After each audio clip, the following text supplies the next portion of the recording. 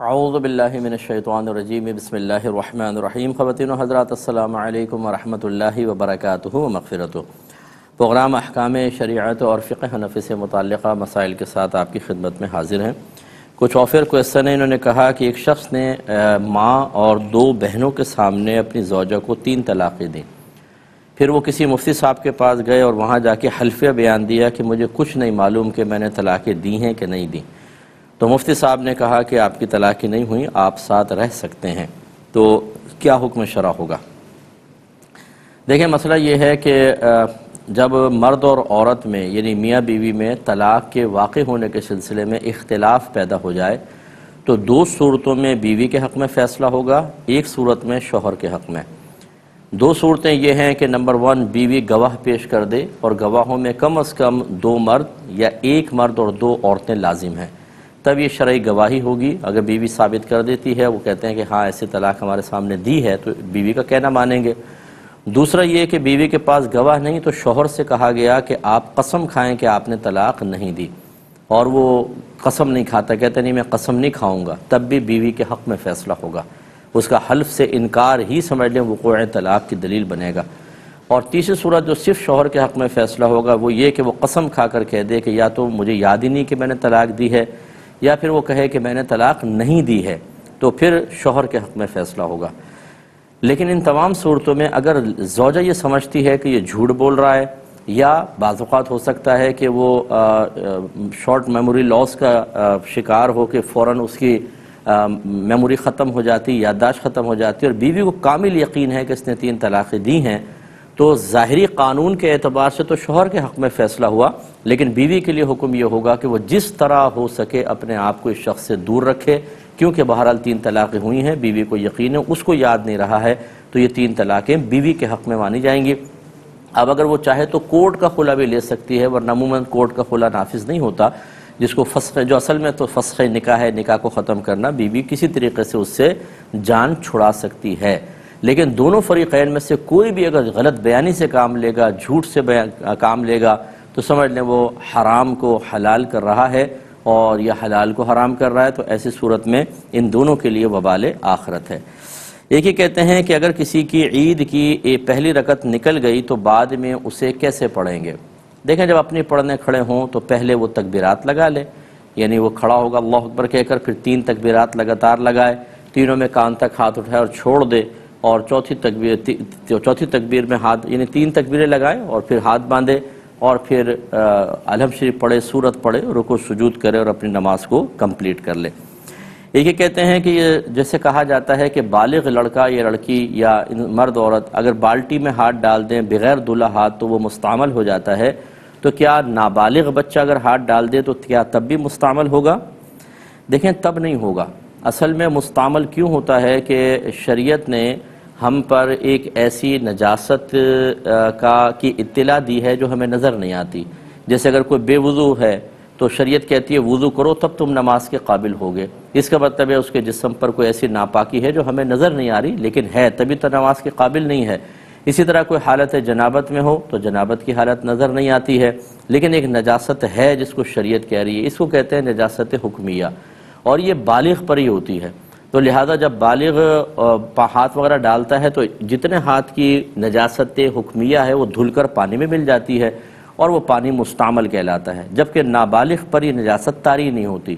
اسی لیے جو بچے مدرسوں میں پڑھتے ہیں، فقہا نے لکھا بہتر ہے کہ ان کو وضو کروایا جائے، ورنہ اگر کوئی بچہ بے وضو بھی قرآن پکڑ لے یا چھو لے یا پڑھنے بیٹھ جائے تو اس میں شرعاً کوئی اس کو گناہ نہیں ہوتا ہے، اگرچہ اس کو ابھی سے عادت ڈالنی چاہیے۔ تو اس لیے خلاصہ کلام یہ ہے کہ نابالغ اگر بالٹی میں ہاتھ ڈالے گا مستعمل نہیں ہوگا۔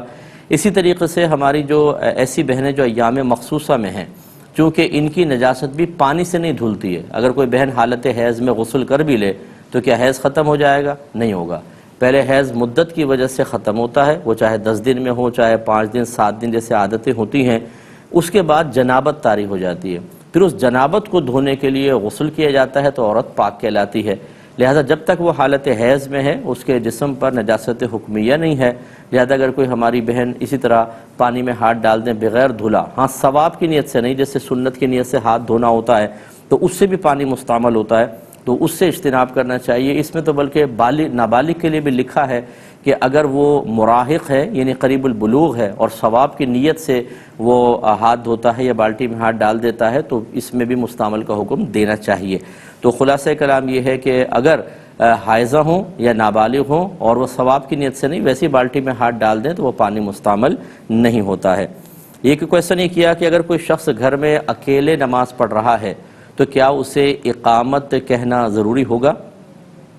دیکھیں اکیلے شخص کے لیے اذان کہنا بھی مستحب ہے اور اقامت بھی کہہ لے تو بہت بہتر ہے، اگرچہ اقامت جو ہے وہ جماعت کی اطلاع کے لیے ہوتی ہے، اذان نماز کی اطلاع کے لیے ہے کہ بھئی نماز کا وقت ہو گیا ہوشیار ہو جاؤ جماعت ہونے والی ہے، اور اقامت اس بات کی اطلاع دیتی ہے کہ جماعت بالکل کھڑی ہو گئی ہے فوراً آ جائیں۔ اکیلے جماعت تو ہوتی نہیں، تو اس لیے اگر اقامت کہہ لیں تو مستحب ہے، اچھا ہے، کلمات حسنہ آپ ذکر کریں گے آپ کو ثواب ملے گا، لیکن نہیں کہا تو کوئی حرج بھی نہیں ہے۔ یہ کہتے ہیں کہ یہ اکثر منڈی وغیرہ کے جو بیوپاری ہوتے ہیں جھوٹ بولتے ہیں کہ منڈی کا بھاؤ ایسا چل رہا ہے ایسا چل رہا ہے آپ یوں کر لیں، ہم نے کسی کے ساتھ اسی طرح اس کی بات پر اعتماد کر کے ایجاب و قبول کر لیا، بعد میں پتہ چلا کہ اس نے تو بہت بڑا دھوکہ دیا ہے، تو کیا ہم اس بیع کو ختم کر سکتے ہیں کہ نہیں کر سکتے؟ دیکھیں دھوکے کی تمام صورتوں کے اندر شریعت اجازت دیتی ہے کہ ہم بیع کو ختم کر سکتے ہیں، جیسے بیع مرابحہ اور بیع تولیہ کے اندر ہوتا ہے کہ بیع مرابحہ کے اندر ایسا ہوتا ہے کہ جو بیچنے والا ہوتا ہے وہ چیز کی اصل قیمت بتاتا ہے اور پھر بتاتا ہے کہ میں اس پہ اتنا پروفٹ رکھ رہا ہوں، جیسے میں کہوں کہ یہ پین میں نے 100 روپے کا خریدا اور میں آپ کو 102 روپے کا بیچ رہا ہوں، یہ بیع مرابحہ ہوتی ہے کہ اصل قیمت بتا کر اس پہ نفع کی مقدار متعین کرنا۔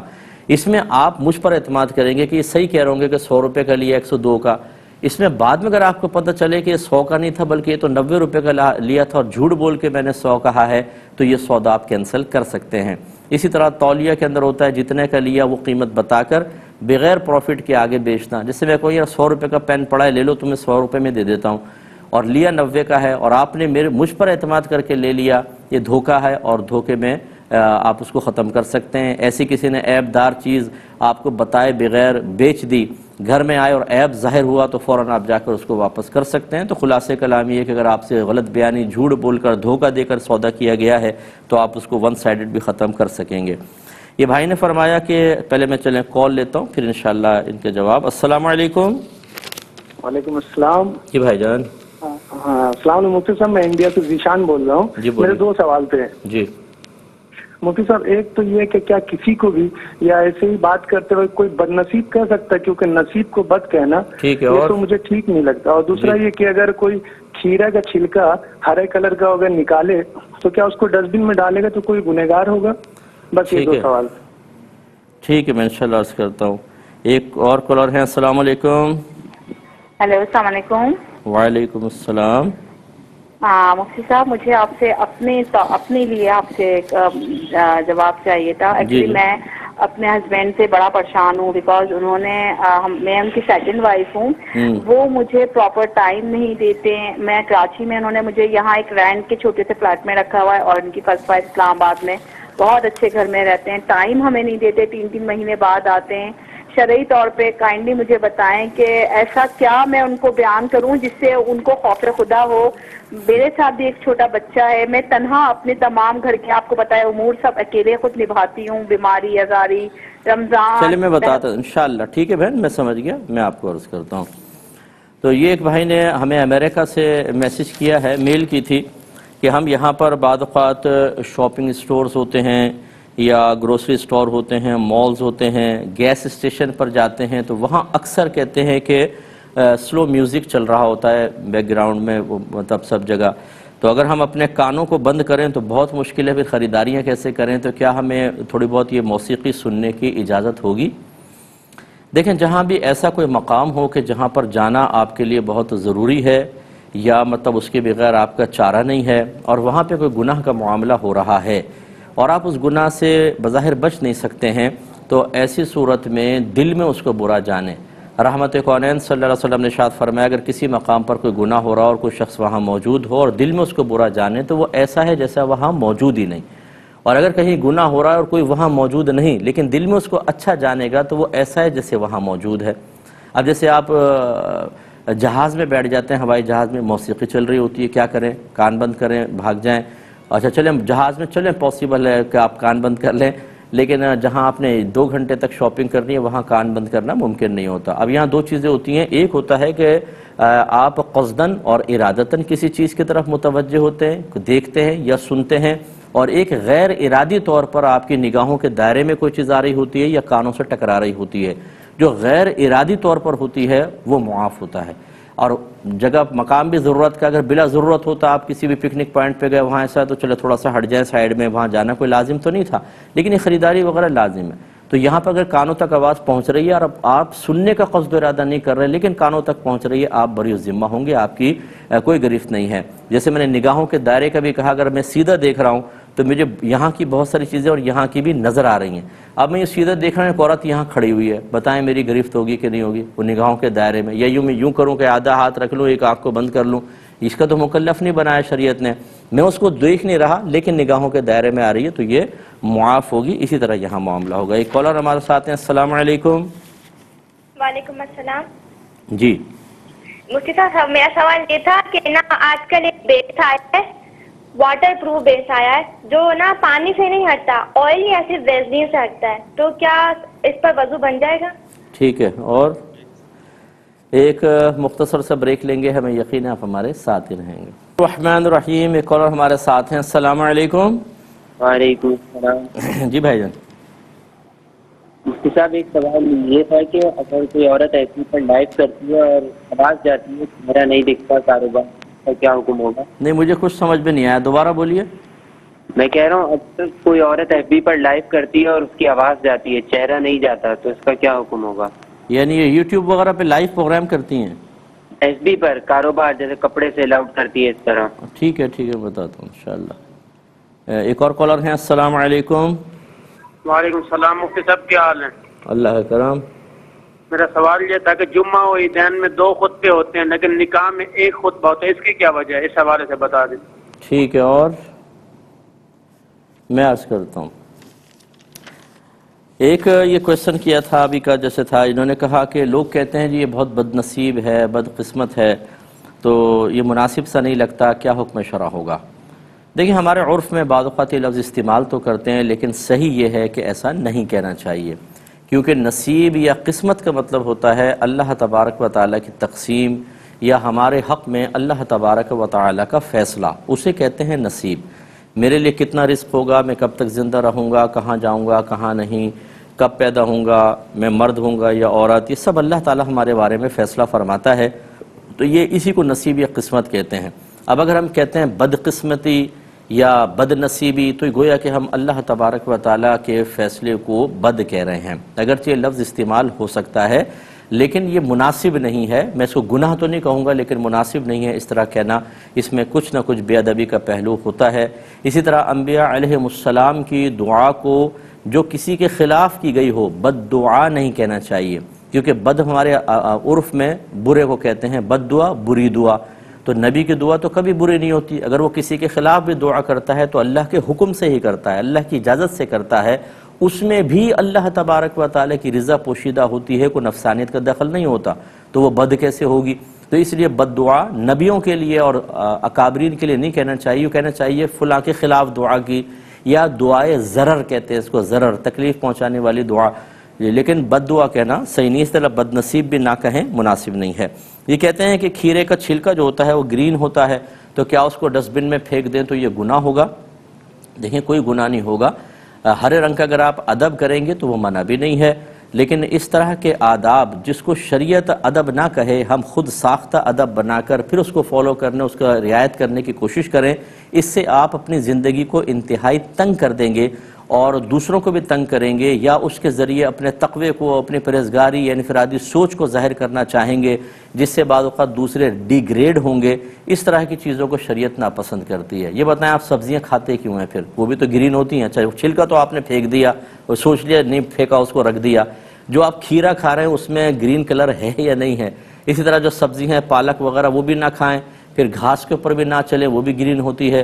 تو یہ اس طرح کی اگر آپ کنڈیشنز لگائیں گے تو مسئلہ ہوگا۔ اور گرین کو کیوں آپ محبت کر رہے ہیں؟ اس لیے کہ سبز گنبد کا رنگ گرین ہے۔ اگر میں آپ کو بتا دوں اس کی تاریخ پڑھ لیں، پہلے یہ وائٹ کلر کا تھا، یہ تو بعد میں گرین کلر ہوا۔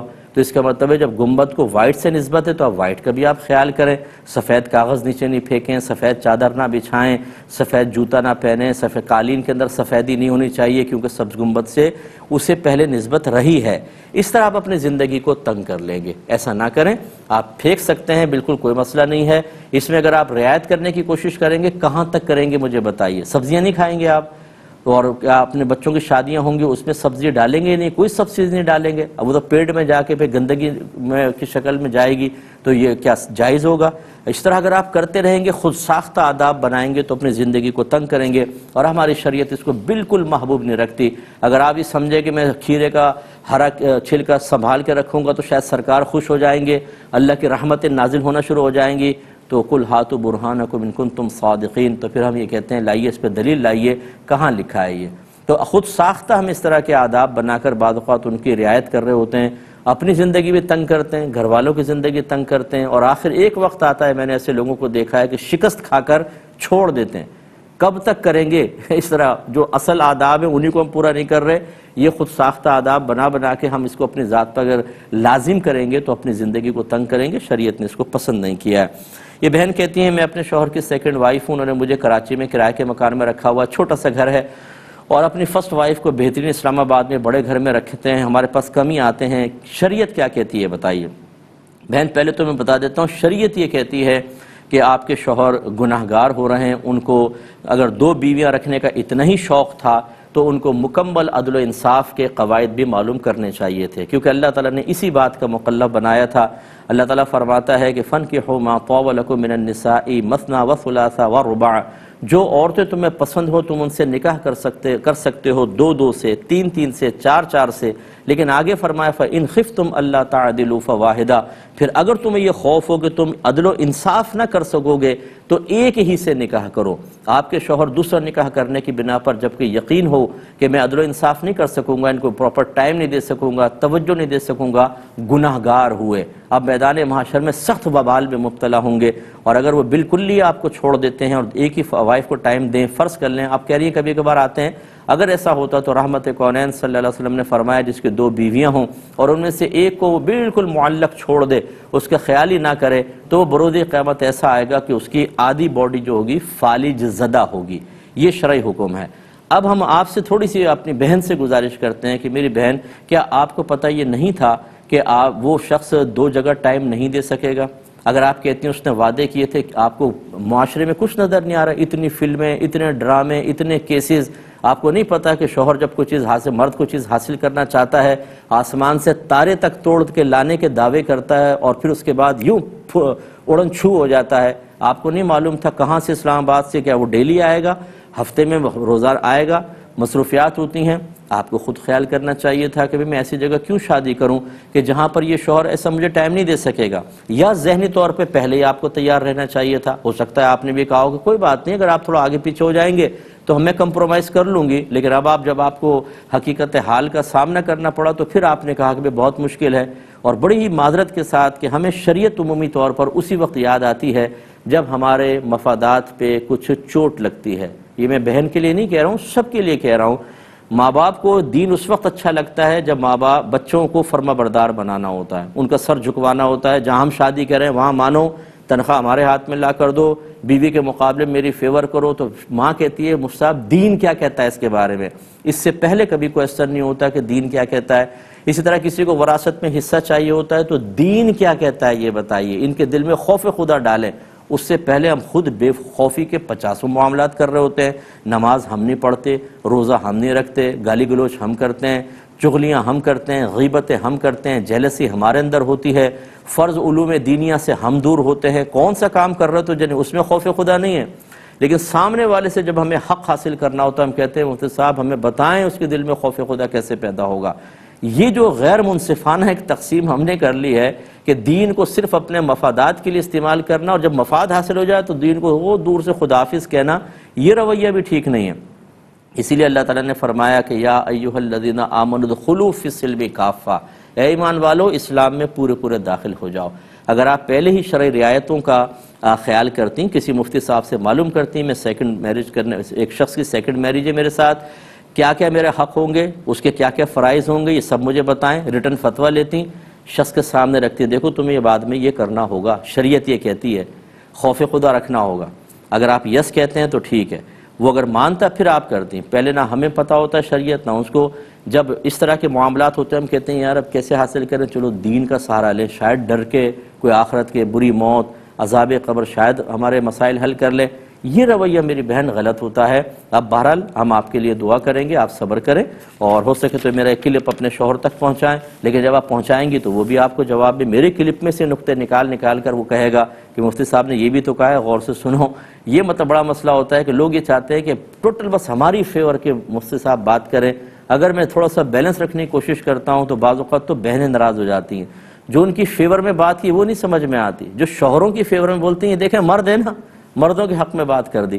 حالانکہ آپ میرا جب بیان سنیں تو ٹوٹل میں کوشش کرتا ہوں کہ بیلنسڈ ہو، ایسا نہ ہو کسی ایک کے فیور میں. اور آپ کے شوہر نے مجھے کیا پیسے دیے، مرد مجھے کیا پیسے دے رہے ہیں، یا خواتین نے مجھے کون سے ذاتی مفادات مجھے دیے ہیں کہ میں ان کی فیور میں یا ان کے خلاف یا ان کی فیور میں ان کے خلاف جاؤں.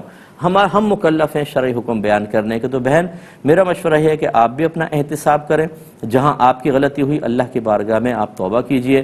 میں اکثر بہنوں سے کہتا ہوں، وہ کہتی ہیں جی میں تیسری وائف ہوں، دوسری وائف ہوں. میں کہتا ہوں یہ بتائیں اب آپ اپنے شوہر کو ایک اور شادی کی اجازت دیں گی کہ نہیں دیں گی؟ کہتی نہیں وہ سب بالکل نہیں دوں گی. تو جب پہلی تھی اس کے مقابلے میں اس کے ساتھ آپ نے کیوں شادی کی ہے یہ بتائیے.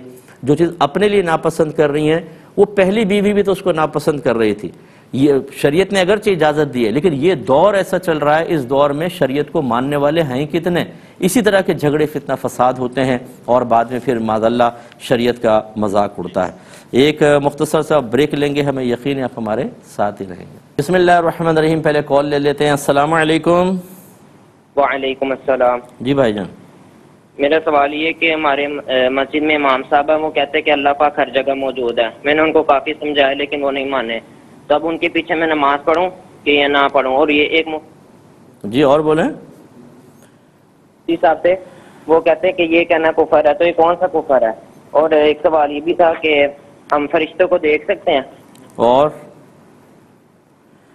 جی میں انشاءاللہ عرض کرتا ہوں. ایک یہ کوشچن کیا تھا کہ ایک ایسا بھی بیس چل رہا ہے عورتوں کے میک اپ کے معاملات ہیں کہ جو واٹر پروف ہے، پانی سے نہیں دھلتا ہے، کوئی خاص لیکوڈ ہوتا ہے آئل ٹائپ، وہ اس سے وہ دھل جاتا ہے. تو اس پر وضو کرنے کی کیا شرعی حیثیت ہے؟ دیکھیں بیس چاہے واٹر پروف ہو یا نہ ہو، اصل مسئلہ یہ ہوتا ہے کہ اگر اس کی اتنی تہ بن جاتی ہے کہ آپ پانی ڈالیں تو کھال تک نہیں پہنچ پاتی، وہ اس کو روک لیتا ہے، تو آپ کا وضو نہیں ہوگا. ہر وہ چیز جو اس طریقے سے روک لیتی ہے، اور یہ کوئی شرعی ضرورت میں بھی نہیں آتا. میک اپ کوئی شرعی ضرورت نہیں ہے جس کی بنا پر کوئی اجازت دے دی جائے. ہاں جیسے اب ایک ہاتھ پہ پٹی بندھی ہوئی ہے، پٹی کھولیں گے زخم بگڑنے کا اندیشہ ہے. اب یہاں پہ بھی پٹی کھال تک پانی پہنچنے کے راہ میں رکاوٹ ہے، لیکن یہ ہے شرعی عذر، اس میں چل جائے گا یہ. لیکن میک اپ وغیرہ میں اس کو لازم دھو کر ہی اور آپ کو کسی بھی طرح صاف کر کے وضو کرنا ہوگا، یا پہلے وضو کریں پھر یہ میک اپ وغیرہ کریں، اور کوشش کریں کہ آپ کا وضو قائم رہے تاکہ اسی حالت میں آپ نماز آسانی سے پڑھ سکیں. ایک ہی کہتے ہیں کہ ایک بہن ہے، وہ بہن نے جو کویسچن کیا تھا کہ وہ غالباً فیس بک کا لفظ مجھے پہلے ذہن میں نہیں آ رہا تھا، کہ فیس بک پہ وہ لائیو اپنے کچھ کپڑوں کی سیل کرنا چاہتی ہیں، صرف ان کی وائس جائے گی، وہ خود سامنے نہیں آئیں گی، کیا حکم شرع ہوگا؟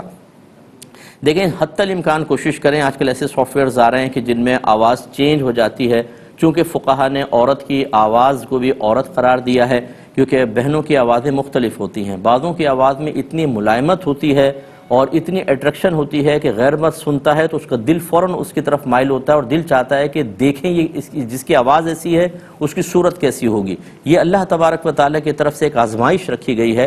تو اب ایسی اگر بہن کی آواز ہے تو پھر تو دل مائل ہوگا ہی ہوگا، تو اور یہ بات مناسب نہیں ہے. تو اس لیے بہتر یہ ہے کہ اس وائس کو چینج کر لیا جائے اور پھر وہ کپڑے سیل کریں پردے میں رہ کر. اگر واقعی ان کو وہاں پر سیل کرنے کی حاجت ہے، آج کل ویسی تنگ دستی بہت ہے، اس کے حلال کمانا بہت مشکل ہو گیا ہے، تو ایسی صورت میں وہ بہن بالکل کر سکتی ہیں. اور فرض کریں اگر ان کو سافٹ ویئر ان کے پاس نہیں ہے تو لہجہ ایسا نہ رکھیں، آواز میں وہ ملائمت نہ ہو کہ غیر مردوں کے قلب اس طرف مائل ہوں. اگرچہ وہ بہنوں کے کپڑے عورتوں کے کپڑوں کی سیل کر رہی ہوں گی، لیکن اتنے ہمارے یہاں پر فالتو وقت ہے لوگوں کا کہ اگر ایک عورت اپنے کوئی ضرورت کی چیز کوئی ہے، عورتوں کے مسئلے ہیں، وہ بھی بیٹھ کر سننے کے لیے وہ تیار ہیں. ٹائم بہت ہے ہمارے نوجوانوں کے پاس، ہمارے مردوں کے پاس، اس لیے احتیاط جتنی کر لیں بہن اتنا ہی اچھا ہے. ایک کالر ہمارے ساتھ ہیں. السلام علیکم. السلام علیکم. وعلیکم السلام. جی صاحب مجھے یہ پوچھنا ہے کہ اگر استحاضہ کا خون کپڑوں پہ لگ جائے گا تو کیا نماز ہو جائے گی؟ اور دوسرا سوال یہ ہے کہ کسی نے یہ بتایا کہ آپ نے گمان کر کے روزہ رکھا کہ میرے ذمہ روزی قضا ہے، پر آپ کو رکھنے کے بعد معلوم ہوا کہ گمان غلط تھا. اب یہ کہہ رہے ہیں کہ اگر فوراً توڑ دیں گے نا تو کوئی حرج نہیں، اور اگر تھوڑی سی دیر گزر گئی نا آپ توڑیں گے تو قضا واجب ہو جائے گی. تو مجھ سے یہ سمجھ میں ہی نہیں آ رہا ہے یہ کیا مسئلہ ہے. ٹھیک ہے میں عرض کرتا ہوں. ایک یہ پوچھا کہ کسی بھائی نے کہ جمعہ، اور ایک اور پہلے کالر ہے. اچھا السلام علیکم. وعلیکم السلام. جی بھائی جان. یہ میں نے پوچھنا ہے آپ سے کہ میرے انکل ہیں وہ فوت ہو گئے تو انہوں نے اپنی زندگی میں جو ہے نا بیوی کے ساتھ بیوی ہوئی تھی وہ طلاق ہو گئی. وہ کہتے ہیں کہ اتنا طلاق ہو گئی تقریباً 80+ کے ہوئے تو فوت ہوئے. تو اس کے بعد اب ان کی وہ پینشن کہتی تھی، وہ گورنمنٹ سے ریٹائر ہوئے تھے تو انہوں نے کہا بھی تھا کہ اپنی امی کے نام کرا دینا پینشن. ہاں لیکن وہ یہ کہتے ہیں کہ جی طلاق ہوئی ہوئی ہے کہ اب دے دی، مطلب زوجہ کا نام ہی لکھا رہ گیا، وہ فوت ہو گیا. ٹھیک ہے. ہاں لیکن کس کو ملے گی پینشن؟ ہاں لیکن وہ تو فوت ہو گیا، لیکن زوجہ بھی اگر بیچ میں طلاق ہو گئی ہو. جی میں سمجھ گیا. ٹھیک ہے میں بتا رہا ہوں. ٹھیک ہے بتا دوں. تو اب یہ جمعہ اور عیدین کے کا جمعے میں 2 خطبے، عیدین میں، نکاح میں 1 خطبہ کیوں ہوتا ہے؟ دیکھیں اچھی طرح یاد رکھیں کہ جس چیز کا تعارف شریعت پیش کرتی ہے، جن بھی افعال کا، انہیں افعال مشروعہ کہتے ہیں. فعل مشروع واحد ہوتا ہے، افعال مشروعہ ان کی جمع کہہ دیتے ہیں. جیسے نماز، اگر آپ کو کہیں نماز پڑھو اور نبی کریم نے طریقہ نہ بتایا ہوتا تو آپ کو اس کا تعارف حاصل نہیں تھا، تو نماز ایک فعل مشروع ہے. اسی طریقے سے نکاح، اسی طرح خطبات وغیرہ، یہ سب نبی کریم صلی اللہ علیہ وسلم نے اس کا تعارف پیش کیا. تو جواب اس کا یہ ہے کہ نبی کریم نے جمعہ اور عیدین میں 2 خطبے پڑھے اور نکاح میں 1، تو اس وجہ سے چونکہ وہ فعل مشروع اسی طرح منقول ہوا تو ہم بھی اسی کی رعایت کرتے ہیں. اگر یہ آپ کی عقل پر یا آپ کے ثوابدید پر موقوف ہوتا، یہ عقلی مسائل ہوتے تو بالکل آپ بجا فرما رہے ہیں. جب وہ بھی خطبہ، یہ بھی خطبہ، یہ بھی خطبہ، تو 2 ہی ہونے چاہیے تھے. لیکن شریعت کے مسائل عقل سے حل نہیں ہوتے بلکہ نبی کریم صلی اللہ علیہ وسلم کی تعلیم سے ہم ان کا حل نکالتے ہیں. لہٰذا آپ نکاح میں 1 خطبہ ہی دیں گے. یہ کہتے ہیں ہمارے مسجد کے امام صاحب کہتے ہیں کہ اللہ تعالیٰ ہر جگہ موجود ہے، انہیں سمجھایا بھی ہے، باز نہیں آتے. ایک اور امام صاحب نے کہا یا کوئی عالم صاحب نے کہ یہ کہنا تو کفر ہے، تو ان کے پیچھے نماز کا کیا حکم ہوگا؟ لیکن شرعی مسئلہ تو یہی ہے کہ اللہ تبارک و تعالیٰ کے لیے جگہ یا سمت کا تعین، ڈائریکشن قائم کر دینا، اوپر نیچے دائیں بائیں، یہ دونوں چیزیں کفر لکھی ہیں فقہاء نے. لیکن یہ کفر لزومی ہے، التزامی نہیں ہے. یعنی اس میں انسان حقیقتاً مرتد نہیں ہوتا، احتیاطاً کافر ہونے کا حکم لگایا جاتا ہے. تو کہا جاتا ہے بھی احتیاطاً آپ تجدید ایمان کریں اور تجدید نکاح کریں. تو اس میں ہر جگہ اللہ موجود ہے، یہ مناسب جملہ نہیں تھا. امام صاحب کو اس میں احتیاط کرنی چاہیے، اور جبکہ سمجھایا جا رہا ہو تو انا، ضد اور ہٹ دھرمی سے کام لینا یہ اور زیادہ برا ہے. تو بہرحال آپ پیار محبت سے سمجھائیں. ہم آپ سے یہ تو نہیں کہیں گے کہ آپ ان کے پیچھے نماز پڑھنا چھوڑ دیں. آپ نماز پڑھنا چھوڑیں گے، اصلاحیں کیسے ہوں گی؟ آپ بالکل کمیٹی سے رجوع کریں اور کمیٹی بھی ان کو پیار محبت سے سمجھائے تاکہ وہ اصلاح کی طرف آ جائیں. یہ کہتے ہیں کہ کیا فرشتوں کو دیکھنا ممکن ہے؟ دیکھیں زندگی کے بعد یعنی موت کے بعد تو ہر ایک دیکھے گا، بالکل ممکن ہے. آپ بھی دیکھیں گے، ملک الموت علیہ السلام، فرشتے، حتیٰ کہ کافر منافق تک دیکھتا ہے. منکر نکیر آتے ہیں، کویسچنز کرتے ہیں، بالکل سامنے نظر آئیں گے. تو وہ تو لیکن زندگی کے اندر خواص کو نظر آ سکتے ہیں. جیسے نبی کریم صلی اللہ علیہ وسلم انبیاء علیہ السلام دیکھتے ہیں، حتیٰ کہ سرکار کے سامنے تو حضرت جبریل امین کئی بار انسانی روپ میں تشریف لائے اور دیکھا ہے. حضرت دحیہ کلبی رضی اللہ تعالی عنہ کی شکل میں تشریف لائے، صحابہ کرام نے بھی دیکھا. تو خواص بالکل دے سکتے ہیں. استحاضہ کا خون یہ بھی ناپاک ہوتا ہے، کپڑوں پہ لگے گا تو ناپاک ہی ہے. اگر کسی نے قضا گمان کر کے روزہ شروع کیا، نماز شروع کی، یاد آ گیا، توڑ دیں، اس پہ کوئی قضا وغیرہ نہیں ہے. فوراً یا بعد میں، دونوں صورتوں میں ایک ہی حکم ہوگا. اس طرح انہوں نے کہا کہ انکل نے طلاق دے دی وائف کو، لیکن پینشن کے اندر انہیں کا نام لکھا ہوا ہے. تو یاد رکھیں پینشن کوئی وراثت نہیں ہے، لہذا طلاق کے بعد بھی وائف کو ہی ملے گی. یا تو زندگی میں چینج کر دیتے، ورنہ وائف کو ہی ملتی رہے گی، دوسرا کوئی اب اس پینشن کو نہیں لے سکتا ہے. یہ پہلے آپ کو کرنا چاہیے تھا، اب تو کچھ بھی نہیں ہو سکے گا. اب اپنے میزبان کو، ہماری کیو ٹی وی کی پوری ٹیم کو اجازت مرحمت فرمائیں. آپ ہمارے لیے دعا کیجئے، ہم آپ کے لیے دعا گو ہیں کہ اللہ تبارک و تعالی ہمیں ہر اپنے دنیاوی کام سے خاص طور پہ پہلے دین کی رہنمائی حاصل کرنے کی توفیق عطا فرمائے. آمین. وآخر دعوانا ان الحمدللہ رب العالمین.